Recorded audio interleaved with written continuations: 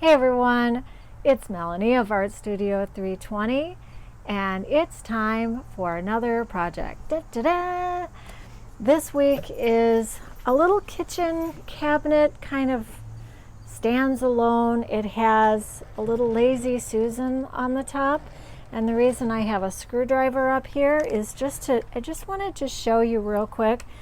There's one hole under here. Oh, I just scratched something, it gave me the willies.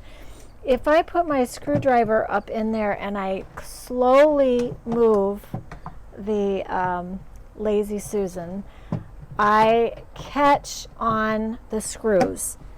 And I've taken one out already. It's much easier than sticking my head in there. And I think that there are 4 screws in this. I want to take it apart so that I can sand this down. There doesn't seem to be a big finish on this, so I should be able to sand it off pretty easily. If not, then I can strip it if I need to. And the bottom I am going to paint with Melange Mineral. And this is the color. It's a green. It's kind of a grayish green, and I apologize, but I can't read what that says and I can't remember what it's called. So it will be in the description box, so don't you worry. If you haven't subscribed yet, please take a moment and press that red button. You can also follow me on Instagram, and you can find me on Etsy, where I sell some of my past projects that I've done right here on my channel. You will find all of the links for those things in the description box below, along with all of the materials that I used this week. Stick around!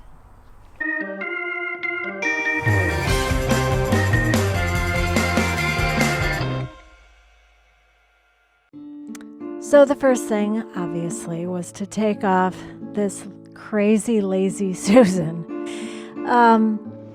Yeah, I mean, it really wasn't that hard. It just took some patience, and it did take some time. But, I mean, there were only 4 screws, but I got them out. All was well. And then there were 4 more screws in the other part, which kind of comes into play later. You'll see when. I wanted to try 60 grit with my orbital sander just to see if I could get the finish off faster, but it was going to take a while. It really wasn't coming clean very quickly, so I decided to use the stripper. I gave it a good shot though. Have to try. I gave the piece a nice cleaning with the simple green and then took off the hardware. I don't always show this, but I do always put all of my hardware, whether I'm going to use it again or not, in a Ziploc bag all together so I don't lose anything. Good tip.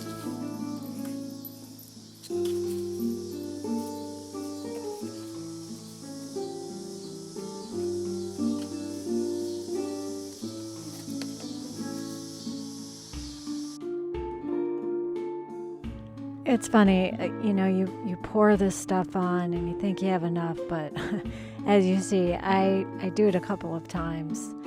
And to be honest, the stripper did not work well on the stained wood. It took off the polyurethane. There was a flat finish on there, but that was about it. It really didn't take up the stain. So, but on the recipes, you'll see that the Citristrip works very well. I did leave it overnight. The reason I use saran wrap is so that the stripper doesn't dry up, and I was going to leave it overnight, so that's why I did that. That is gross. That's the stuff that I put the stripped stuff in, and I never know what to do with it, so I just wait until I fill it up, and then I give it to Phil, and he takes it to work. I don't know. I don't like that aspect of stripping. Anyway, you can see how easily it comes off of the rest of the piece because it was painted very poorly. Lots of layers. It wasn't sanded in between. It just wasn't smooth. It was not good. So I thought the only way to fix it was to take it off. Now I probably could have just sanded it off, but I thought that might be a little rough on my sander because it was so much paint. But in retrospect, maybe I should have tried first. But you can see there's a lot of little nooks and crannies on this, and I couldn't have sanded it.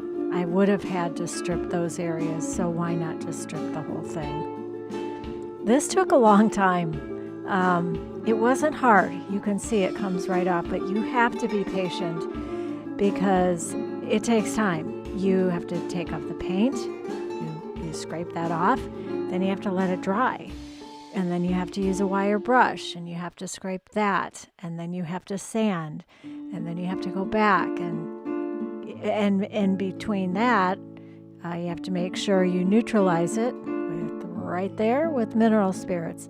You do that right after you finish taking off all that stripper. You've got to clean it off with mineral spirits and neutralize it. Otherwise, if you don't, it could be a problem when you paint. In all seriousness, when it comes to disposing toxic materials, you need to check with your county or your state or your province or country, whatever, wherever you live, to see what the proper procedure is.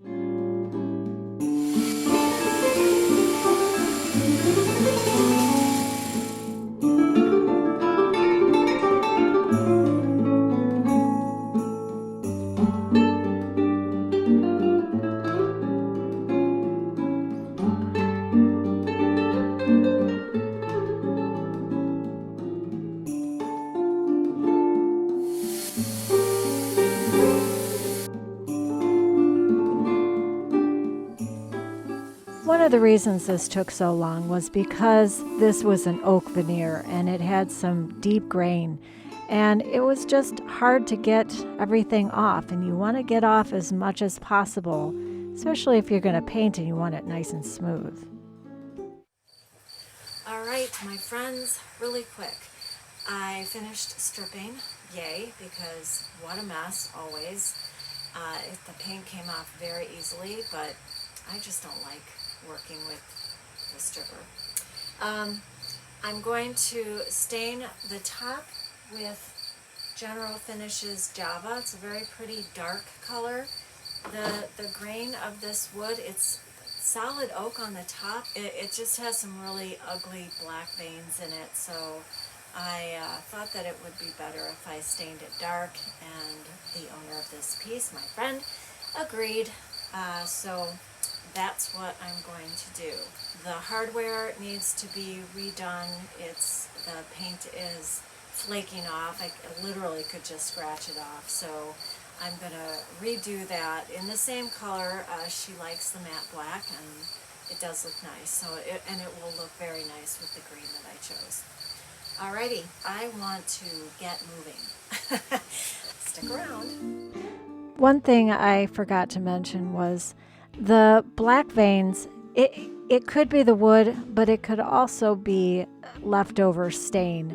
And I would have bleached the wood if I really wanted it to be lighter, but again, oak can be tricky, and there was no reason to bleach it, really.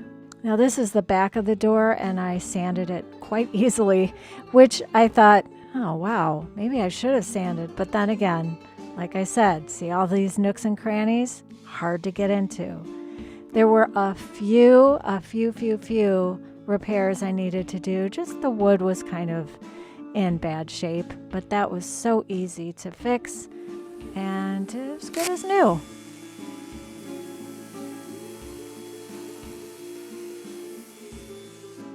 This cute little tool is called a Ryobi cat, but it is also called a mouse.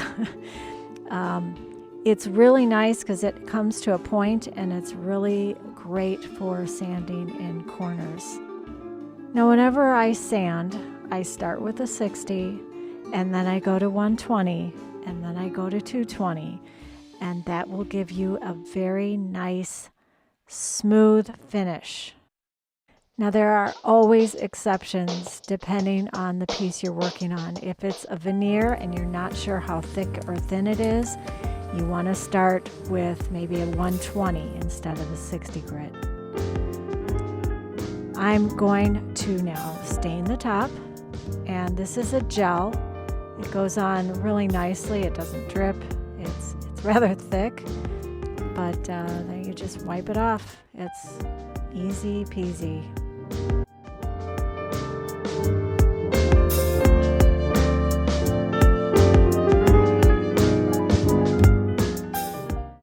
Anytime you have a piece that has some grooves in it, you can see me, I'm taking my fingernail and kind of scraping the extra stain out of there. You want to make sure you do that.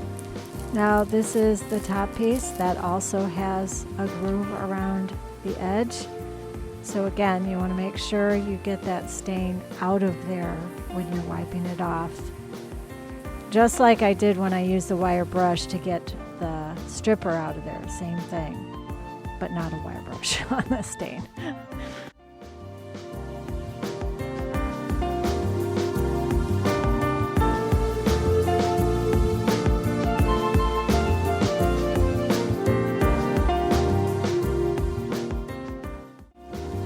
Now you may have seen me use this before. This is by Scotch, and it comes in different sizes, and it has a strip of painter's tape at the top, and then you tape it to whatever you need to cover. It's great for spraying your pieces.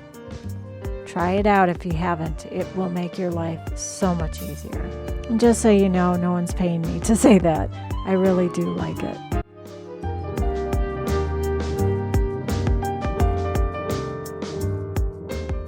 I know you have these days.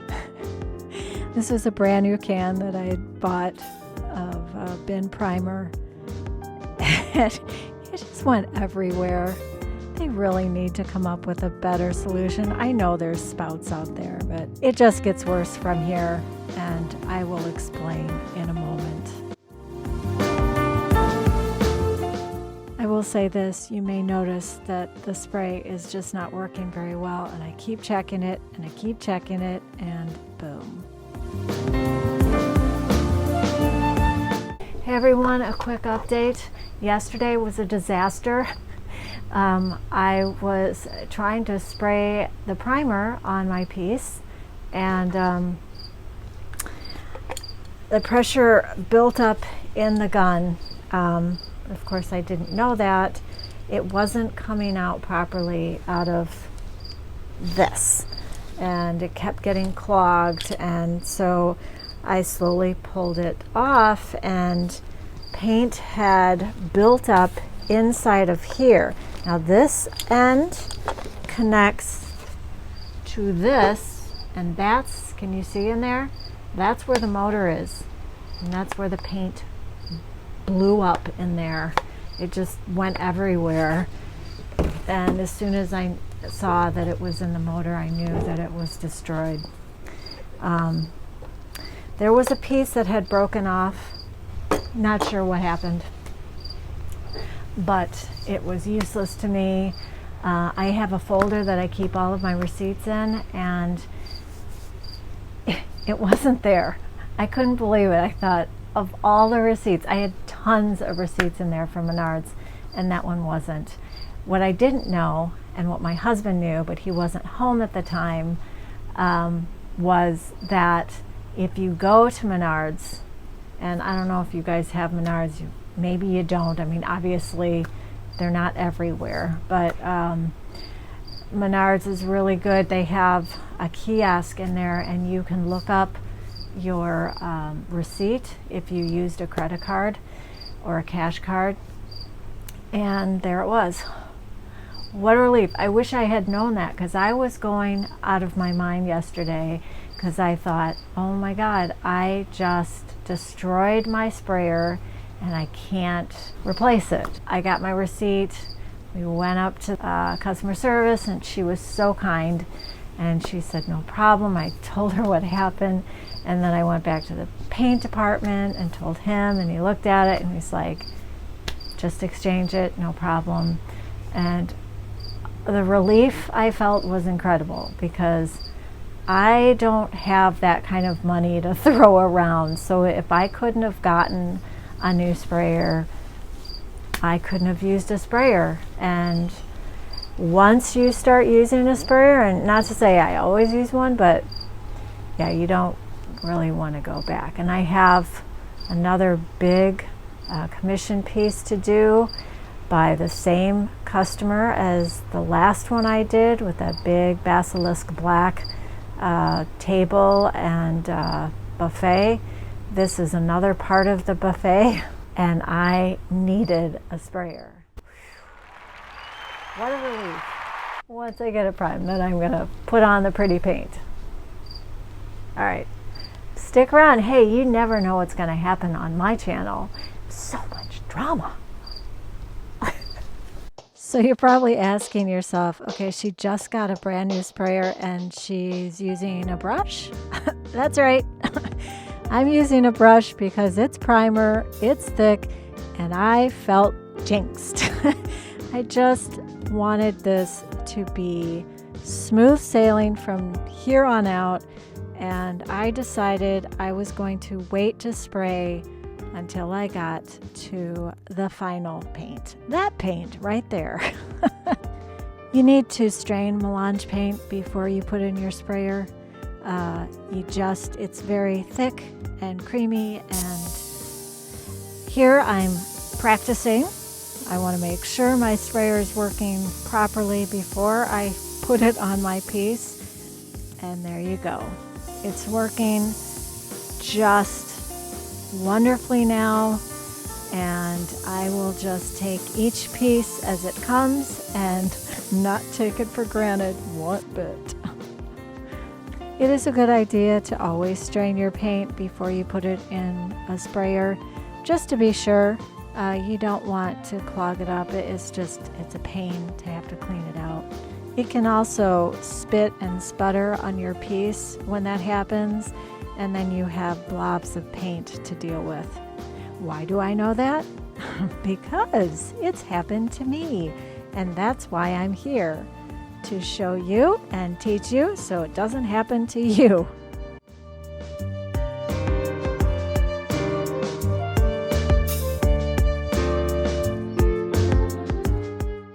You will also hear me talk about these finishing pads or sanding pads. They really are very nice, and they will be in the description box in case you would like to purchase them. They're just great to use between layers of paint. Here I am redoing the hardware because the paint was chipping off, so I did some Rust-Oleum matte black. Here I'm trying polyacrylic top coat in a spray can. It's a matte finish. It was okay on that door, but if you look really closely here, you can see lines. It's not good for medium, even smaller pieces, maybe small stuff, but stick to the can of top coat, whatever your choice is, and make sure you stir it up until there isn't any junk on the bottom, or you will have an uneven finish. I know I didn't use the sprayer on the top coat either.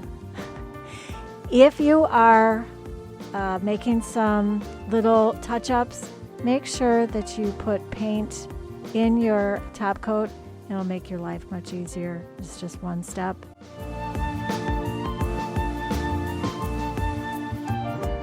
Now I'm using those sanding pads again and just wiping it off with a microfiber cloth. Here there were just some little staples that had popped out, so the whole back was popping out. And now I'm coming to the part where I have to put the Lazy Susan back on.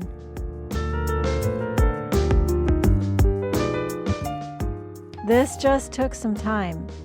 Total, I videotaped the whole thing, and it took 30 some minutes.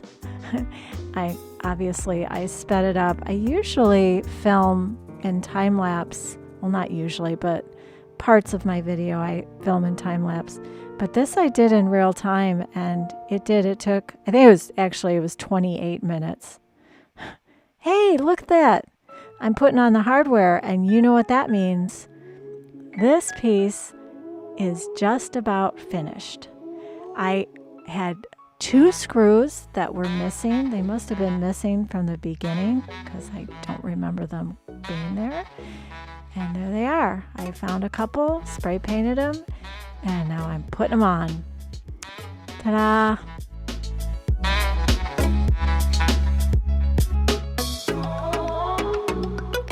Well, friends, that's all I have for you today.